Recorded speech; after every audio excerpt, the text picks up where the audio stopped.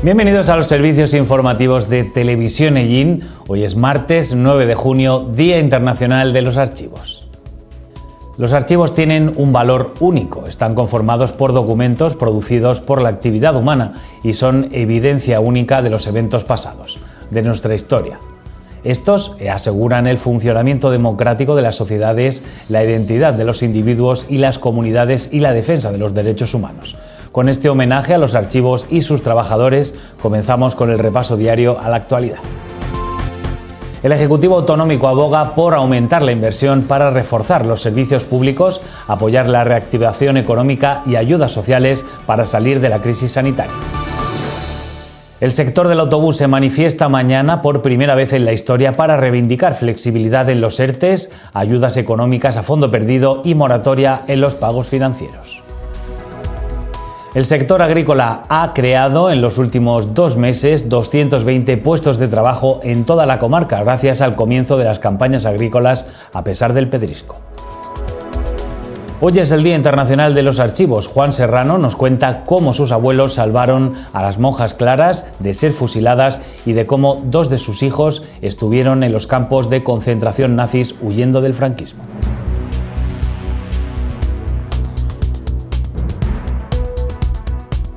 El Ejecutivo Autonómico aboga por aumentar la inversión para reforzar los servicios públicos, apoyar la reactivación económica y ayudas sociales para salir de la crisis sanitaria.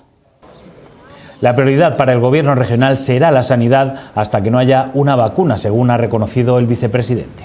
Tenemos que seguir manteniendo la prioridad sanitaria hasta que no se dé por finalizada la crisis. Entendemos que no ocurrirá hasta que no haya una vacuna o un medicamento específico para el tratamiento de este virus. Fundamentalmente la vacuna será el momento en el que se pueda dar por cerrado este episodio. Hay que seguir manteniendo la prioridad sanitaria y eso significa adaptar los sistemas incluso de gestión en la atención primaria y en la atención hospitalaria para poder diferenciar perfectamente una línea de actuación con los pacientes afectados por el virus y otra línea de actuación para aquellas personas que tienen otro tipo de patologías y que poco a poco estamos recuperando la actividad ordinaria en los hospitales, en los centros de diagnóstico y tratamiento y también, obviamente, en los centros de salud. La segunda es la situación social y económica como prioridad del Ejecutivo manchego,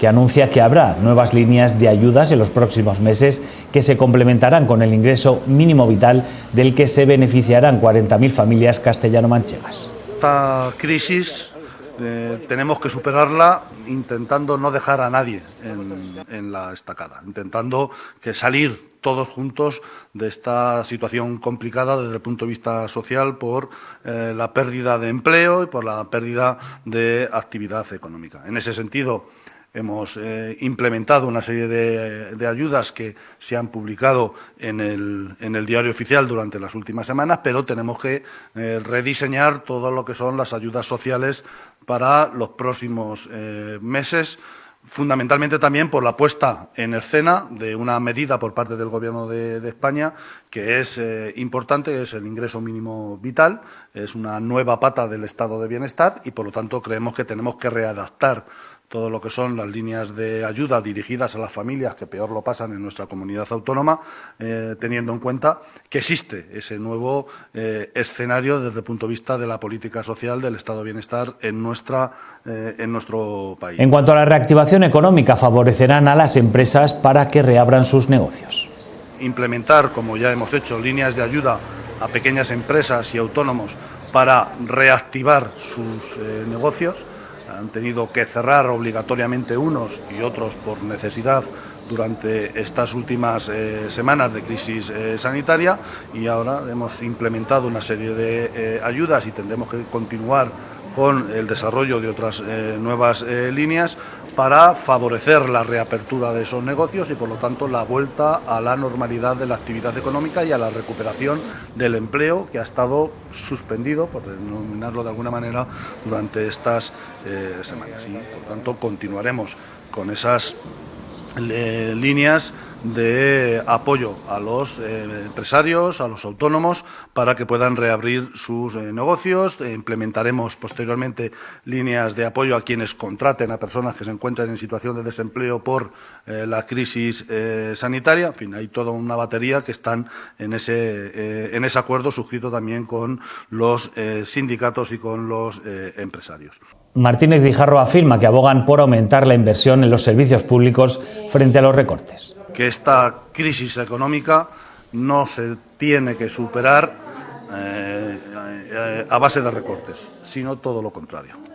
Creemos que nuestra apuesta es una apuesta clara y decidida por el mantenimiento de los servicios públicos esenciales, incluso por reforzar los servicios públicos esenciales en nuestra comunidad autónoma, la sanidad, la educación y los servicios sociales. Es clave el que reforcemos esos servicios, porque además hemos comprobado durante esta crisis sanitaria cómo es clave que nuestro país cuente con un sistema sanitario fuerte y con un sistema educativo y un sistema de protección social también que sea capaz de dar respuestas a situaciones complicadas.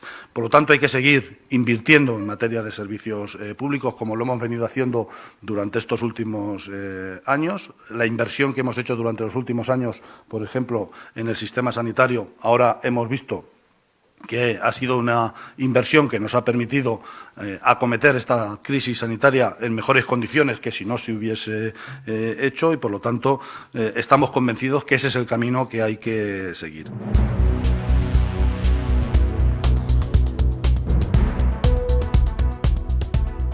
La Asociación Provincial de Empresarios de Transportes de Servicios Discrecionales de Viajeros, integrada en FEDA, ha convocado para este miércoles una manifestación en Albacete, la primera de la historia convocada por este sector. Se estima que sobre medio centenar de autobuses de toda la provincia se darán cita en esta manifestación que recorrerá las calles de Albacete en una marcha desde el Jardín Botánico hasta la estación. El objetivo es reivindicar a las instituciones medidas para que las empresas no se vean abocadas a cerrar la persiana. Las empresas de la zona se sumarán a esta marcha. Mañana lo que queremos es transmitiros la situación en la que está nuestro sector, el sector del transporte, es decir, que transmitiros tanto a la prensa como a la opinión pública, los ciudadanos y en especial a la administración, que entendemos que son pues los que nos pueden ayudar en esta situación, que esta situación viene motivada, bueno, pues desde la pandemia que tenemos desde mediados de marzo, en la cual, pues a partir de ese momento, nuestras empresas están sin actividad, es decir, se nos suspenden pues todos los contratos que tenemos y bueno, todos los servicios, es decir, se suspenden y bueno, pues a partir de ahí esa inactividad, pues lo que nos hace es, bueno, pues los trabajadores hay que despedirlos y nos hace vernos en una situación, pues una situación financiera, bueno, muy complicada. Es decir, entonces, bueno, pues los conductores los tenemos en un ERTE y lógicamente, bueno, pues lógicamente ya llevamos 3 meses y medio, con lo cual se nos hace insostenible.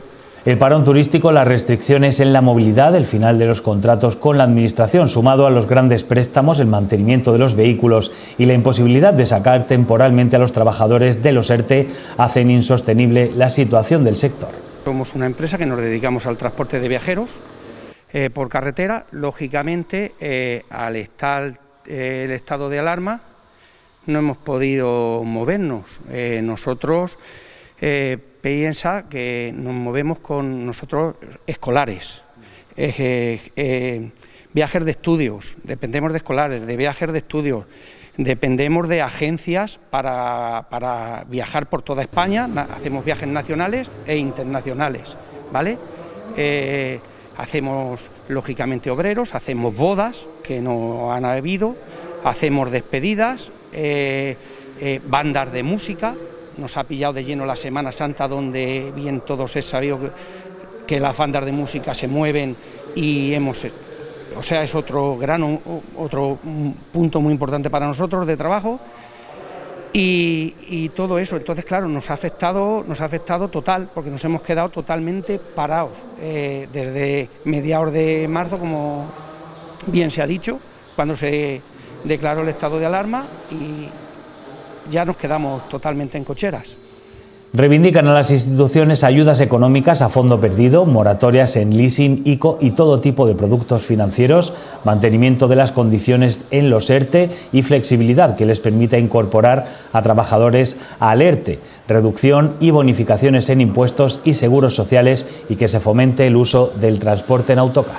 Supone unas pérdidas impresionantes de, primero, familias que hemos tenido que mandar a su casa, que no tienen otro sustento que este, que comemos de aquí, o sea, ese es un trago gordo. Después, ¿qué nos ha supuesto? Pues tenemos que hacerle, como bien te ha dicho mi compañero, frente a pagos, a leasing, a una serie de pagos fijos que tiene la empresa, que al no tener ningún ingreso, pues lógicamente hemos tenido que echar mano de financiación.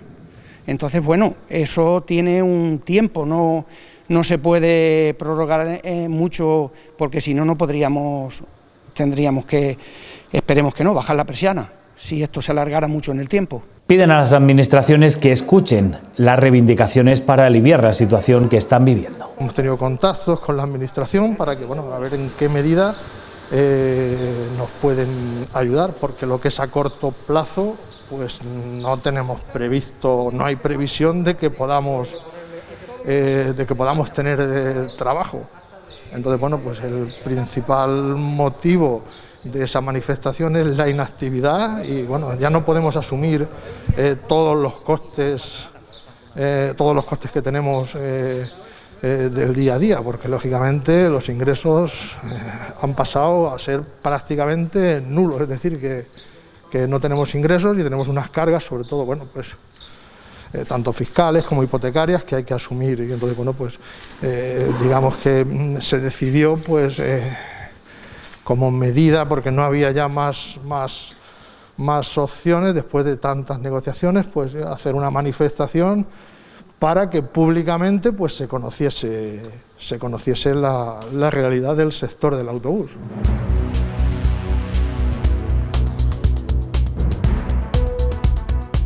El sector agrícola ha creado en los últimos 2 meses 220 puestos de trabajo en toda la comarca Campos de Illín, gracias al comienzo de las campañas agrícolas, mejorando las cifras incluso del año pasado. Bueno, por la peculiaridad de los cultivos que tenemos en nuestra comarca, en nuestro municipio, estamos en plena fase de expansión del trabajo. En estos momentos está de lleno implantada la campaña de recogida del albaricoque, principalmente de las variedades tradicionales, que como pueden ser el búlida, y bueno, pues también otras variedades más novedosas que tienen otra cadena de mercado diferente tal vez a lo que el búlida podría ofrecer, y que bueno, pues se amoldaron también a las circunstancias de cultivo para que en estos momentos se pueda recolectar. Es la campaña más importante que posiblemente podemos tener en este momento en cuanto a recolecciones, y también estamos en los últimos coletazos, por así decirlo, de las plantaciones de hortalizas, de los trasplantes de hortalizas, que en breves días, las primeras que se pusieron, pues estarán empezando también a dar sus cosechas, y se empezarán con las recolecciones, pues tal vez principalmente de pimiento, calabacín y de berenjena. Estamos en pleno apogeo, en plena expansión de esta circunstancia. Y bueno, pues será el culmen la cantidad de trabajo que se pueda establecer en el campo, que yo creo que es el objetivo prioritario para poder afrontar momentos de dificultad como se está dando en estos casos, en los que el campo, una vez más, vemos que es capaz de ofrecer un empleo importante, una garantía de mantenimiento de la actividad socioeconómica de cualquier municipio, de cualquier comarca, y que en el caso de la nuestra pues tiene un papel fundamental, puesto que supera seguramente el 70 al 75% de la economía de toda la comarca.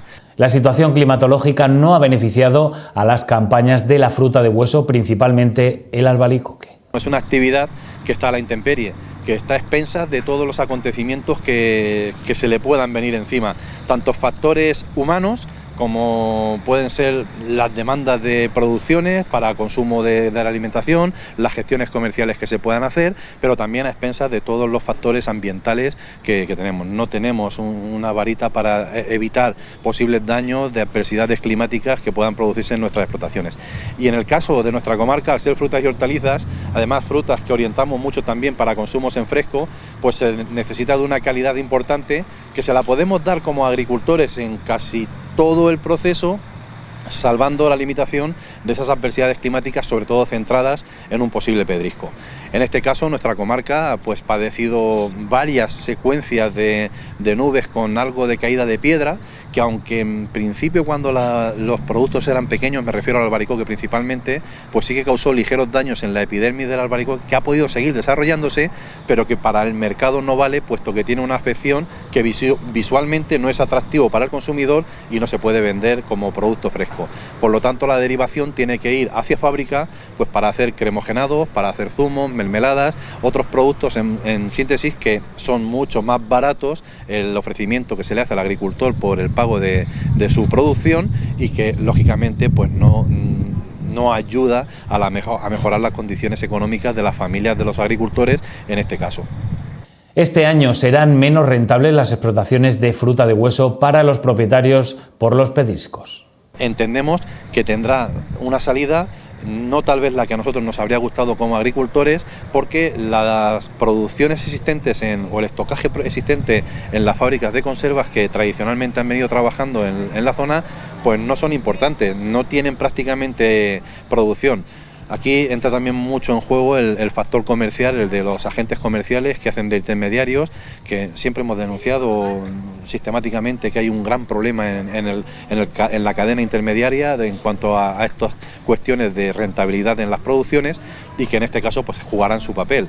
Entendemos que cuanto más barato compren ellos, mejor para su negocio, pero peor para los agricultores. Por lo tanto, esperemos que haya conciencia de la importancia que requiere hacer una labor justa, como vienen demandando las organizaciones agrarias, de precios justos para sus productos, y que se llegue a ese nivel de consenso necesario para que todo el mundo se beneficie de estas coyunturas.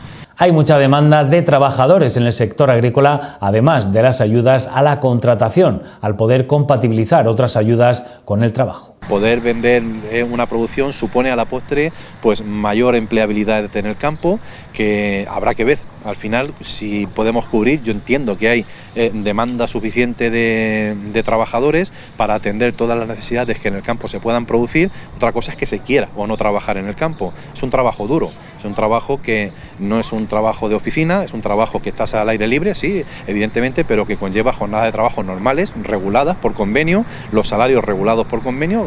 Si alguien piensa que no se están cumpliendo algunas de esas circunstancias, pues es cuestión de ponerlo de manifiesto donde procede y que se tomen las medidas oportunas. Pero yo creo que hay una ocasión única, implementada además por las condiciones laborales que han puesto desde el gobierno regional en este caso, para garantizar de alguna manera toda la disposición necesaria de trabajadores para el campo. Compatibilizar prestaciones de desempleo con salarios agrarios, yo creo que es una situación que jamás en la vida se ha podido conocer, y que en esta ocasión pues también pone de manifiesto que pueden haber entre unas cosas y otras un salario aportable a cada familia muy importante, que puede ser de mucha ayuda en estos difíciles momentos de dificultad. Desde la Concejalía de Agricultura piden fomentar el consumo y el apoyo al sector, porque beneficiaría a la economía de toda la comarca Campos de Llín. Yo creo que es importante que veamos la necesidad de apoyar a este sector, lo hemos dicho muchas veces, como garantes de alimentos con seguridad alimentaria y con calidad alimentaria más que sobradamente conocida, y que bueno, pues de alguna manera es lo que nos devolvería a nosotros como sociedad el que todo este sector pueda traer, porque conlleva aparejado el desarrollo socioeconómico de toda la zona. Las tiendas de ropa podrán vender, los bares podrán funcionar, las empresas de insumos aparejadas a la agricultura también podrán funcionar, y en conjunto toda la sociedad se vería beneficiada con un buen desarrollo socioeconómico que esta actividad hoy por hoy nos puede ofrecer. Nuestra comarca vive la mejor época del año por la diversidad de los cultivos que tenemos. Lógicamente nuestra comarca es privilegiada en ese sentido. Hay comarcas cerealistas que es bonito, el cultivo es muy agradable, es un cultivo de invierno, está muy verde en esa época de invierno-primavera, incluso verano. Los cambios, las tonalidades son impresionantes, pero si algo es bonito es la diversidad y la variedad que tenemos en las producciones de frutas y hortalizas. Más en nuestra comarca, que hay multitud, la climatología en ese caso es muy buena para poder desarrollar, y estamos conociendo un desarrollo, una expansión en estos últimos 8 o 10 años, yo creo que nunca antes conocidos, en las que se pone todo tipo de hortalizas, en las que hay un catálogo de frutales, no solo ya de especies, sino también de variedades dentro de las especies, que abarcan una capacidad de producción desde prácticamente abril con cereza hasta octubre con melocotones, con las variedades más tardías de melocotones, y que entre medias de todo eso, bueno, pues es una cantidad de color, de diversidad de frutas y hortalizas que es ilusionante y apasionante, sobre todo para los que nos gusta el campo, como podéis entender.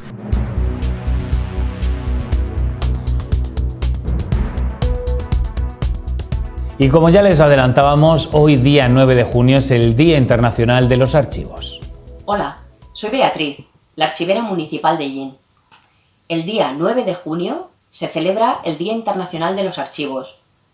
Otros años hemos realizado actividades como exposiciones o visitas guiadas que este año debido al COVID pues no se van a poder realizar. Pero os proponemos que participéis escuchando una grabación. Como este año se celebra el 75 aniversario de la liberación de los campos nazis, hemos pensado que este testimonio os va a resultar muy interesante. Se trata de una grabación que realizó en 1990 Juan Serrano a su madre. En una conversación que tenían los dos, le fue preguntando cómo había sido la vida de su madre, cómo había sido la vida de los hermanos de su madre. Una de las hermanas era monja en el convento de las Claras, otro de los hermanos fue al frente de Extremadura y otros 2 hermanos acabaron en los campos de concentración nazis de Mauthausen y de Gusen. Os invitamos a que escuchéis esta conversación tan interesantísima.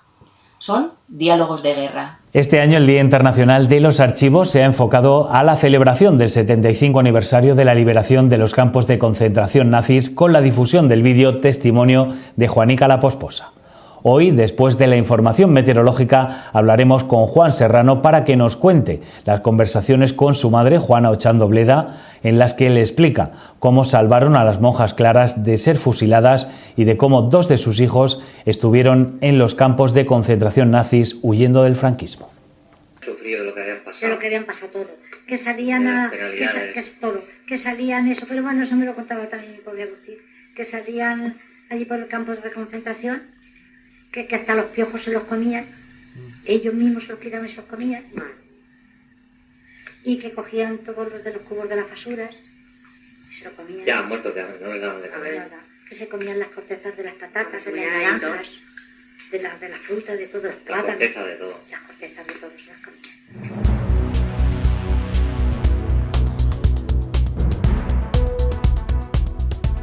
Y en esta semana marcada por la inestabilidad vamos a conocer qué situación tendremos meteorológicamente hablando mañana miércoles gracias a la Agencia Estatal de Meteorología.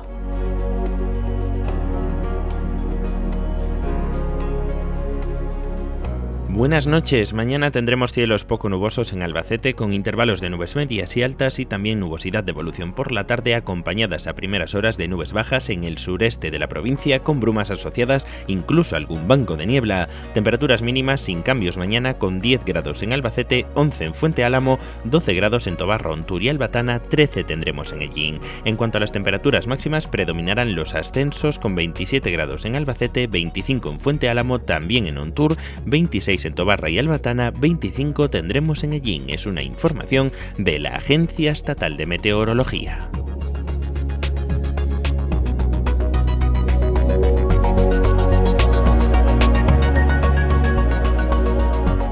Y hoy es el Día de los Archivos. El Archivo Municipal de Ellín y la Concejalía de Cultura han querido recoger el testigo de el 75 aniversario de la liberación de los campos nazis y recogen el testimonio de Juana la Posposa, Juana Ochando Bleda, que recoge su hijo Juan, y por eso lo tenemos hoy con nosotros, a Juan Serrano. Bueno, Juan, cuéntanos, ¿quién era Juana la Posposa? Bueno, mi madre no es la protagonista de la historia, ¿eh? La verdadera protagonista es mi abuela. Mi madre era muy conocida en Ellín, teníamos un puesto de verduras en el mercado, y en Ellín era muy popular, pero la verdadera protagonista de esta curiosa historia es mi abuela, Dolores Tú hace 30 años, en 1990, ¿no?, decides grabarla, coger ese documento, ¿no?, ese testimonio. Hace 30 años, sí, decido... Ella era muy reticente a contar historias de la guerra. En mi casa no se hablaba absolutamente nada de la guerra. Pero digamos que una noche la cogí de buenas y en un casete ya con una cinta regrabada de música, pues empezamos a pedirle que contara historias de experiencias vividas de la guerra, y así conseguí pues tener casi una hora de cinta. Luego la cinta mi hijo la pasó a un CD, que por cierto, menos mal que la tengo en disco duro, porque el CD se conoce que de tanto oírlo pues se me ha rayado, pero bueno, la grabación está ahí. Pues esto demuestra, ¿no?, también lo importante que son los archivos, mantenerlos, pues sí, e intentar guardarlos, ¿no?, para que tengamos ese genial documento. Claro, después de oírlo Bea y Marian, que son las dos protagonistas, las causantes de este lío, intenté volver a poner la cinta y se me había rayado. Digo, bueno, pero lo tenemos en la memoria y en disco duro. Bueno, el testimonio que dice una hermana monja y dos hermanos, bien, que estuvieron en los campos de concentración. Vale. Cuéntanos un poco. Esto es algo la de contar y voy a contar desde el principio. Para ponernos en situación, te voy a decir que cuando estalla la guerra, mi abuela, ellos vivían que había sido una fábrica de mazos en el Batán. Voy a situarlo detrás de la gasolinera de García, de lo que hay. En vez de la gasolinera había un camino que llevaba, y cerca estaba una casa, mi madre cuenta aquí, que era muy destartalada, muy grande, pero una fábrica de mazos, pero vivían allí sin... Bien. En esas fechas tenía mi abuela 8 hijos. Te voy a poner en situación, porque eran 6 varones y 2 hembras. Mi madre y mi tía la monja, la tía que estaba ya en el convento cuando estalló la guerra, y 6 varones. 4 eran adultos que los movilizaron, porque yo pensaba que habían movilizado a 3, porque había en el 36 uno que solo tenía 16 años, era Antonio, pero no, parece ser que Bea también descubrió que a ese también lo habían movilizado, con 16 años. Yo pensaba que se había ido voluntario, pero no, lo movilizaron. Y 2 pequeños, 2 que tenían 10 o 12 años, que vivieron la guerra. Bueno, pues la historia viene porque mi hija y yo fuimos a hacer el recorrido que hacen de los primeros días de la guerra, esa visita guiada que hace Marian, por cierto, estupenda, no sé si la habéis grabado, que acaba en el Raval, en lo que era, ¿no?, el refugio del Raval. El refugio, sí. Pues al principio dicen, nos vamos a donde nació don Fortunato Arias, en la casa. Y nos pasa Marian a todos los asistentes un escrito con los curas que habían fusilado, con nombres y apellidos y tal. Yo maliciosamente le pregunto a Marian, ¿y monjas claras? ¿Murió alguna? Y inmediatamente Marian me dice, no, a las monjas claras las salvó doña Lázara, porque se puso en contacto con ellas, las sacó del convento y las llevó hacia Alicante, no sé qué. Bueno, yo no dije nada, porque yo sabía perfectamente que no había muerto ninguna. No solamente eso, no solamente no habían muerto, sino que el convento en pleno se subieron a la casa de mi abuela, a una cámara. El lunes fui y se lo conté le conté la historia. Digo, pero no es que solamente la sé, Marian, es que la tengo grabada, la historia. Le dije, hace 30 años grabé a mi madre, la pillé de buenas y tal, y le dije a ella, Bea, digo, si queréis un día, pues vais a mi casa, toméis un cafetico y ponemos la cinta y la oís, a ver qué os parece.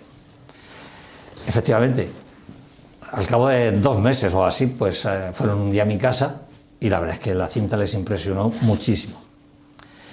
Hasta tal punto que hace 15 o 20 días me llama Bea del archivo y me dice, oye Juan, ¿te parecería bien? Me dice, a mí es que esta historia me conmueve, que para este día Y le digo, sí, pero antes espérate que consulte con mis hermanos, somos 5 hermanos, no quiero yo vaya y se molesten, y ahora verás.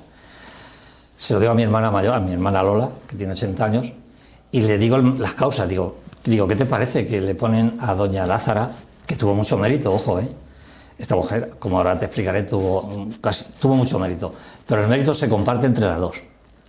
Lázara fue la intendente y mi abuela le quedamos el cuartel general. Desde la casa de mi abuela fueron saliendo poco a poco, pero eso es ahora después te lo desarrollo. Y dice mi hermana, dice, claro, dice que tú no sabes la historia. Yo, no, pues es que doña Lázara, mi abuela, le lavaba ropa a doña Lázara. Se la subía allí al Batán, al puente de los Tres Ojos, la lavaba y se la bajaba limpia.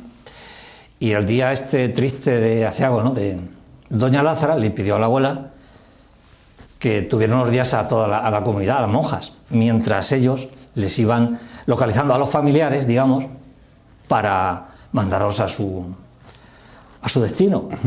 Porque resulta que, excepto dos monjitas, dos eran de Yin, que esas supongo que se irían a sus casas. Mi tía, y el resto eran todas había una hasta de Durango, una monjita de Durango, de Vizcaya. Algunas de Caudete, la superiora, y otra más, de Cejín, de pueblos de Alicante, también había, de Valencia. Habían de muchísimos. Y mi abuela, pues esto encantadísima, a mi abuela, que doña Lázara le dijera, pues allá que se dejan caer todas las monjitas a una cámara, allí donde te he dicho, en la casa de mi abuela, en el Batán. Mi abuela les puso, fíjate qué lástima, una cortina a modo de biombo para que tuvieran cierta intimidad a la hora de hacer su... Mi madre cuenta que subía de vez en cuando los orinales, ¿no? Pues los bajaba, los limpiaba. Pero, ojo, que esto no lo cuenta aquí, cuando llegan a la cámara a las 12 o 14, yo creo que eran 12 o 13 mínimo, y se quitan el pañuelico, que dice mi madre, lo cuenta muy bien, estaban casi todas rapadas. Resulta que ellas, no sé si porque era por higiene o porque la orden les obligaba, algunas a trasquilones, muy mal, o sea, se les distinguía fácilmente, si no hubieran llevado pañuelo, se las había distinguido fácilmente que eran... Mi madre cuenta que impresionaba subir a la cámara y verlas a las 12, con ese aspecto de rapado, de casi calvas prácticamente. Por esta razón, algunas, porque yo le pregunto en el vídeo, le pregunto que cuánto tiempo estuvieron. Se me ocurre decirle que si es que estuvieron toda la guerra allí, dice que era imposible. Además, mi abuela era muy pobre económicamente, imposible mantener allí a 14 monjas. Sí, sí. Aquí pienso, eso es opinión mía, que doña Lázara les ayudó les llevó hasta comida. Es imposible que mi abuela, que era muy pobre, claro, de mantener nada. Y entonces resulta que a los pocos días, efectivamente, con nocturnidad y con mucho cuidado, fueron saliendo. Te voy a decir con nocturnidad y con mucho cuidado, porque los milicianos, al llegar allí, erróneamente, doña Lázara y mi abuela pensaron que allí estarían seguras, porque era el campo. Pero fíjate tú por dónde, en las puertas de Madrid, ponen un puesto de control, que se llamaban, a 200 metros de la casa de mi abuela. Mi abuelo era guarda entonces había una resinera, era guarda de una resinera, que estaba también en las puertas de Madrid. Tampoco me digas el sitio, porque igual que no he podido ubicar la fábrica esta de mazos, mi hermano recuerda que estuvo hasta los 60 en mi pie, la casa esta famosa. No te sé decir dónde estaba la resinera, pero él estaba de guarda. Y tenía, que es muy importante aquí, un íntimo amigo que por las noches pues se iba a hacerle compañía, en fin, que se llamaba José Contreras. Este hombre tiene un papel muy importante en la historia. Ahora te voy a decir por qué. Resulta que llegan los milicianos y nada, se establecen allí. Mi abuelo tenía que cruzar porque de la residencia a su casa pues todos los días. Como resulta que José Contreras era muy, muy amigo de mi abuelo, pues hicieron con los milicianos que subieron de Cartagena, ¿no? Por las minas, ¿no? Subieron de Cartagena, muchísima amistad. Tanta amistad que les dicen a mi abuelo que los invitaba a comer. Claro, como mi abuelo se va a negar. Imagínate la escena, los 4 o 5 jefes milicianos comiendo abajo, en la casa de mi abuela, y 12 o 14 monjas en una cámara. Sí, sí. Mi madre cuenta en el vídeo, dice, allí las pobrecicas rezando por no toser ninguna y los jefes abajo comiendo. Bien, pues nada, ya se van. Mi madre cuenta que siguen conquistando, se van hacia Tobarra, dejando dejando, ¿no? Pero se empieza a correr la voz, por eso te he dicho que fue mala idea subirlas allí, de que Agustín el Rojo, que le decían a mi abuelo, rojo de cara como yo, sí. No es que el hombre no tenía, políticamente no entendía nada. Bueno, se empieza a correr la voz de que Agustín el Rojo tenía al convento en su casa. ¿Qué ocurre? Que rápidamente estos se van, pero milicianos acuden allí, rifle en mano, a cepillarse a las monjitas.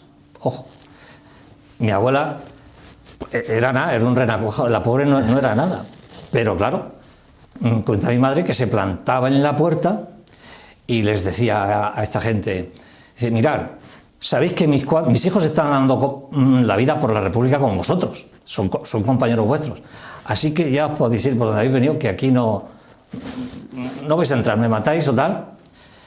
Mi madre cuenta que fueron miles de veces, yo con que fueran 2 o 3 veces, la cosa era acojonante. Sí, sí. Llegaron a molestar hasta tal punto, pues esto es muy interesante lo que te voy a decir, porque el tal José Contreras, el jefe aquí de los milicianos, uno de los jefes, tampoco lo sé, les dijo a los exaltados, dice, como a algunos se le ocurra cruzar el puente de los 3 ojos, y vaya más a la casa de Agustín, dice, ese no las cuenta, lo fusilo. Sí, sí. Yo no sé, milagrosamente, entre que empezaron a irse, algunas empezaron con nocturnidad a irse, y que eso surtió efecto, allí ya no llegaron a masa, pero hubo unos días muy, muy tensos que mi abuelo no estaba conforme con que estuvieran allí las monjas, porque el pobre decía, lo cuenta, dice, aquí un día nos van a pegar un bombazo y vamos a morir 2. Pero por suerte no ocurrió así y en fin, lograron sobrevivir todas, porque según el censo que hemos visto, cuando ya acabó la guerra, volvieron todas, hasta la de Baracaldo, absolutamente todas, excepto hay una que no está en la lista de las que volvieron, pero posiblemente era muy mayor y murió. Esto es así, a grandes rasgos, la historia de mi tía, de la monja. No lo he contado todo. Esta es una parte de la historia que tuvo un final feliz. Pues ahora verás, porque al poco tiempo mi padre vivía en la calle Villoras, en la era de las Villoras. Él no hizo la guerra, no sé, se libró, el hijo de viuda o lo que fuera. Bueno, él tenía ya 36 años cuando estalló la guerra, mi padre. Y al poco tiempo ya, mi madre y la monja, eso me lo contó mi hermano Pepe, se bajaban, ya saliera, la monja salió, y por la calle Nueva, entonces era muy típico los bancos de alpargateros. Yo me acuerdo de verlos en la calle, a lo mejor haciendo alpargatas. Y cuando pasaban por delante de ellos, a mi tía y a mi madre les obligaban a poner el puño en alto diciendo ¡Viva la República! Y tenían que seguir con el puño en alto hasta que ya torcían a la calle Villoras. Pero bueno, el caso es que mi abuela vivió los 3 años con el miedo de que a su hija pero gracias a Dios, vamos, sobrevivieron todas al conflicto. Todas las monjas sobrevivieron. Esta es la historia y con tu permiso voy a ver un poco de agua. Y tenía, bebe agua, sí. Juan, tranquilamente, tenía esa hija monja, ¿no? Y 2 hijos combatiendo cuatro hijos combatiendo por la República, ¿no? Sí. Estamos hablando de esos tiempos. Se fueron a alistarse a Valencia, sí. De esos tiempos convulsos, sí. ¿No? Las 2 Españas, gente que en la misma familia tenía, sí. Pues hijos, hermanos. Aquí tienes ejemplo de la combatiendo monja en cada bando. Sí, sí, aquí no, aquí todos combatieron por la República. Y de ellos tengo, bueno, si quieres te empiezo por el primero que murió. Este se llamaba Simón. Simón estaba en el frente de Extremadura. Hay una anécdota que cuenta mi madre, la verdad estremecedora, que además esa anécdota me suena a mí de haberla visto en alguna película, Can Negre o algo así, ahora verás. Él y un compañero, este estaba casado, mi tío Simón estaba casado, y tenía pues un hijo de año y medio, se llamaba Eduardo, tenía 2 hijos, muy pequeños, de año y medio, cuando se fue, un año tal. Se escapan del campamento y vienen allí 2 compañeros, porque quería ver a sus hijos, a ver cómo se encontraban y cómo estaban allí. Y cuando llegó a su casa, los hijos llorando que quién era ese, sí. Vamos, que no lo conocía, no lo reconocieron, y estuvo 2 o 3 días allí, y el pobre se volvió al frente antes de que los echara de veros y tal, llorando, y dice, vamos, que me juego la vida para ver a mí. Sí, es muy curioso. Pues esa escena me suena a mí de alguna película, verídica como la vida misma. A este entonces resulta que está de escucha, y le cayó un mortero encima. Pobre, este fue el primero que murió en la guerra, le cayó un mortero. Al acabar la guerra, compañeros, porque don Eduardo Rodríguez, el cura, le decía a mi abuela que este Simón, dice, este era un jilguero, animaba el cuartel, lo animaba, él cantaba muy bien, decía mi madre, y era una persona excelente. Y decía don Eduardo, dice, a tu hijo nunca le va a pasar nada, ¿vale? Tiene un ángel, un don, tal. Bueno, por decirlo, el caso es que... Y al acabar la guerra, a mi abuela le trajeron la cartera de mi tío Simón. Y le dijeron que no había, en la loma mismo que está, allí lo enterraron, le echaron unas cuantas piedras, pero las botas no pudieron, pero bueno, como las llevaba puestas, pensaban que ninguna limaña y tal, y lo dejaron allí hasta que asomaban las botas. Mi abuela se pone, pues imagínate, amargamente, y otro tío mío, para mí me interesa mucho la curiosa frase que le dijo mi tío, dice, madre, no llore usted, porque aunque pierda un hijo o 2, los que sobrevivamos vamos a vivir mucho mejor. Esto me lo contó mi hermano Pepe. Es una frase lapidaria, pero por desgracia... Por desgracia no fue así. No fue así. Este que se lo dijo fue el único que medio le fue bien. Sí. Te voy a decir por qué. Porque él estuvo conduciendo. Mi hermano Antonio dice que un tanque y mi hermana Lola que un camión. El caso es que él era chofer de los republicanos. Y al acabar la guerra, él estuvo en Ocaña. Y gracias a los salvaconductos, que ahora te hablaré de los salvaconductos, estuvo poco tiempo y, en fin, sobrevivió y, vamos, ya vino allí, yo creo que ya por el 36 o el 30, estuvo poco tiempo en Ocaña. Que en Ocaña fue, bueno, lo de Ocaña creo que fue terrible, ¿no? Pero vino pronto y digamos que fue el que mejor parado salió de la historia. Ahora viene la más triste, los otros 2. El mayor, que se llamaba José Manuel, y el pequeño Antonio, el de la foto. Antonio, donde iba su hermano, el pequeño iba donde el grande. Tengo una carta fechada en Madrid, que estaban defendiendo Madrid, pues aquí el 29 del 5 del 37, desde Madrid, estaban allí Y me hace mucha gracia el final de las cartas. En vez de poner besos y abrazos, ponían salud y metralla. Era así, es una frase que decían ellos, salud y metralla.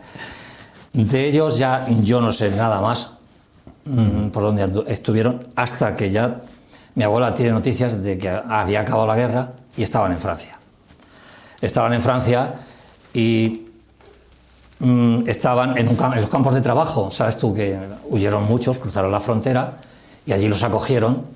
Como fue una avalancha tan grande de españoles en Francia, aquí mi abuela pide información, José Chandobleda, que se encontraba en el campo de San Ciprien, número 6, Plage, que no sé lo que quiere decir, CN16, Francia. Entonces dice mi abuela, le ruego encarecidamente que si hay que remitir algún recurso para la repatriación, me lo comuniquen para yo enviarla. Y aquí viene una historia muy curiosa sobre la repatriación, que tampoco lo cuenta mi madre, no quería contarlo. Mi abuela piensa, pues para traer a mis hijos, a José Manuel Jan, dice, ¿quién mejor que la superiora de las monjas claras? Que me jugó la vida, ¿no? Claro. Y va directamente a hablar con la superiora, a pedirle un aval, un salvoconducto para traer a sus hijos. Y la monja le dijo que ella no sabía lo que había ocurrido durante la guerra y que ya no... Yo no quiero... A ver, a lo mejor yo había hecho lo mismo. Eran tiempos muy convulsos, hacía 15 días que había acabado la guerra y no quiero yo porque... Pero mi madre con la superiora tenía sus más y sus menos. El resto de la comunidad eran benditas, yo las adoraba porque las conocía casi a todas. Sí. A lo mejor la superiora ponerse a preguntar por un republicano era complicado. Y no sabía qué habían hecho, aunque decían que no tenían delitos de sangre. Esto es una historia. Los delitos de sangre yo no sé cómo lo sabían o no, pero aquí no. Y ahora viene la segunda parte. Entonces le dicen a mi abuela, Dolores, en Ellín, los salvaconductos que los hace, me parece que, no sé si era el jefe de la Falange, los hace Dionisio Valverde, el rojo tiritas. Era el padre de Ángel Valverde, muy conocido Ángel, ¿no? Lo conoces, ¿no? Bueno, murió, Ángel Valverde murió. Total, que mi abuela estaba loca por traerse a sus hijos, fue a hablar con el Ángel Valverde, que no sé si era jefe de Falange en Ellín o... Estaba autorizado a hacer... Y en cuanto la vio, que también lo cuenta así mi madre, muy campechana, en cuanto vio a mi abuela, pero hombre, Dolores, ¿por qué no venía antes? Le dice, venga, que ahora mismo hacemos esa... Si tus hijos son dos benditos y tal. Le hizo enseguida el salvaconducto, lo enviaron con la mala suerte o que enseguida coincidió con que los alemanes habían invadido Francia y no sirvió el salvaconducto porque ya los habían cogido presos, ¿sabes? Y aquí fue donde te cuento lo que dijo Hitler, que hacía con ellos, ¿no? Y la respuesta de Franco fue que no eran españoles, que hiciera con ellos lo que quisiera, y allá que a mis dos tíos los metieron a los vagones y fueron hacia Mauthausen. Voy a hacer una pequeña pausa. A Mauthausen, donde también conocemos que hubo muchos sellineros, ¿no? Hubo muchos, y curiosamente superaban así la media de... El misterio de que hubiera tantos de Albacete y de Ellín. Eso ya, un día que llamas al Quique ya... Buscaremos más documentación. Ellos te van a informar perfectamente del por qué tanto ellinero allí, precisamente en Mauthausen, ¿no? Bebe agua. No.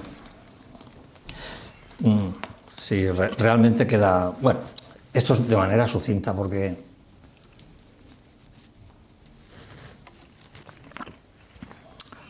Pues, efectivamente, mi tío, el joven, el que tenía... Entró a Mauthausen con 20 años.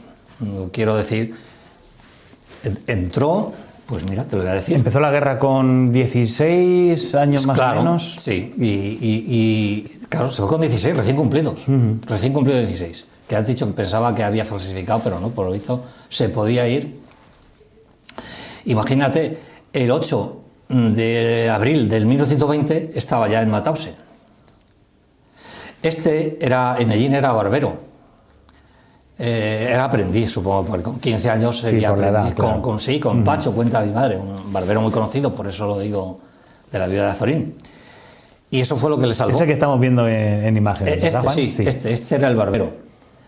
Pues este se libró porque al decir que era barbero, pues los alemanes lo cogieron para pelarles a ellos, cortarles el pelo, y estuvo toda la guerra cortándoles el pelo a los... Y en fin, el día de la liberación, en la famosa foto de la pancarta, supongo que él estaba allí. Él salió con el famoso pijama y una mantica con su número de preso. Te voy a contar la historia de la manta porque me da un poco de rabia, no es que me dé rabia, porque es... un primo mío se fue allí a Francia. Él al liberarlo, como no podía venir a España, ni quería, él decía que mientras viviera Franco, que él no venía a España. Y se murió antes que Franco. O sea, murió en el exilio. En el exilio, sí. Él no.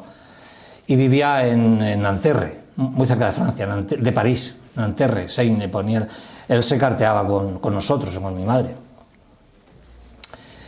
Y pues, ya se me da un poco, no sé por qué te decía lo de... lo de la manta. Sí, lo de la manta. No, que sí, no, es una anécdota.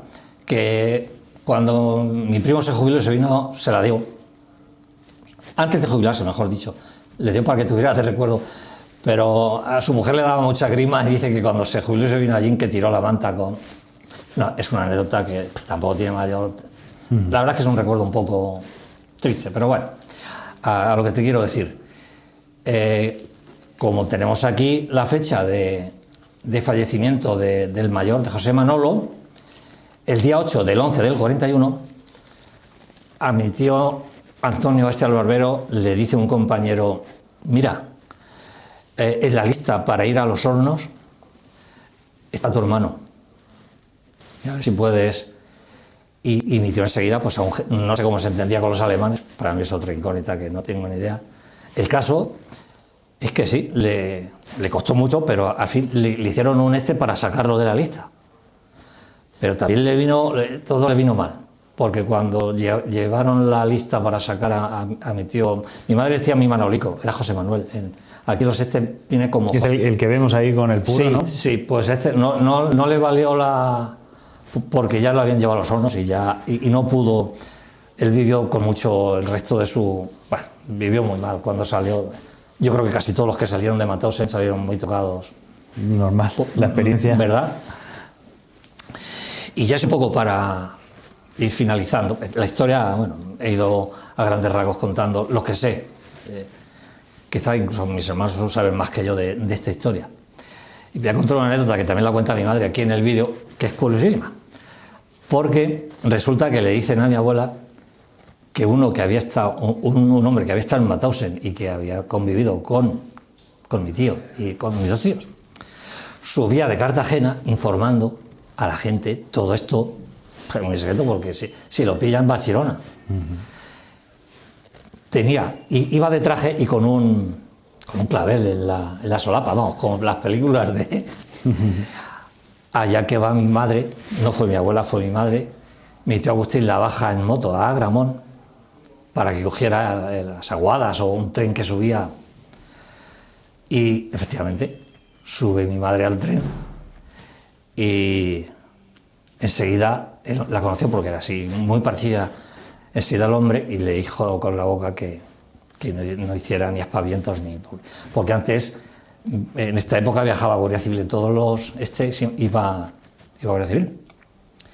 Entonces, este hombre efectivamente le fue contando desde Agramont, se pasó de Llín, porque fue hasta Tobarra, mi madre se bajó en Tobarra, no pudo bajarse de Llín porque dice que lo que mi tío Antonio, o sea, iba a vivir ya todavía allá, el no poderlo, el no haber podido salvarlo por minutos a lo mejor, y le fue contando que él, desde la posición que estaba, les pasaba algo de comida a los barracones, pero, a ver, cáscaras, peladuras de patatas, bondas de fruta, y le contó el hombre que hasta de cuando herraban los caballos, lo que les quitaban de eso, de las pezuñas, lo chupaban por si tenía alguna... Se comían los piojos, que también lo cuenta mi madre en la historia.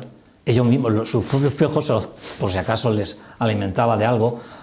Bueno, el hombre le contó historias tremendas de lo mal que se pasó allí. Y a grandes rasgos, pues esta es la triste historia de mi abuela, no de mi abuela Dolores. Lo pasó mucho durante la guerra, muchísimo. Pues Juan, muchísimas gracias por haber tomado este grandísimo documento, que no es solo la historia de tu familia, sino que también es un poquito parte de la historia de Llín, la historia de muchas personas que pasaron eso en la guerra y también en los campos de concentración nazis. Gracias. Nada, pues, un segundo. No, lo único que quería hacer, para que veáis el ejemplo de que no importan las ideas para salvar. Tenemos José Contreras defendiendo a 12 monjitas a muerte, y por otro lado tenemos al Rojo Tiritas, a este hombre, al revés, intentando traer a España a 2 rojos. Es aquí el contraste de que no importaba importaba la persona. Y nada, al revés, bueno, muchísimas gracias y espero que os guste. Esas contradicciones que vivimos en esa época. Efectivamente. Espero que os guste el vídeo, en fin.